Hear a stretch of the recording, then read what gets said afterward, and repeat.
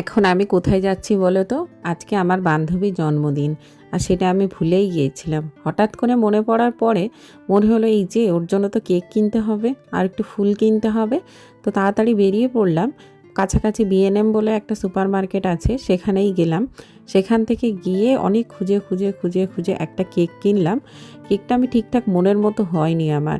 আর ওর জন্য একটা ডিকেএনওয়ারের পারফিউম কিনেছি আর একটা চকলেট কিনেছি। এইটা নিয়ে আর একটা ছোট্ট শোপিস মতো কিনেছি আর নিয়ে এটাকে বলেছি এটা তুমি আর আমি, তোমার অফিসের ডেস্কটাতে তুমি এটা রেখে দেবে। তো ও বলেছে আমার এটা অফিসের ডেস্কেই আমি রেখে দেবো। তো এটা খুব ভালো শখ করে কিনেছিলাম। তারপরে ওদের বাড়িতে চলে গিয়েছিলাম, হঠাৎ করেই গিয়েছিলাম। তারপরে আর কি বেসিক্যালি জানতে পারলাম যে ওর জন্মদিন, ভুলেই গিয়েছিলাম। বাচ্চাগুলো সব স্কুল থেকে এসেছে, সুতরাং ওদের আর ড্রেসও চেঞ্জ করানো হয়নি। এই সব কিছু মিলে মোটামুটি কেক টেক কেটে একটু বেশ নিজেদের মতো করে আনন্দ করলাম। সন্ধেটা অসম্ভব ভালো কাটলো।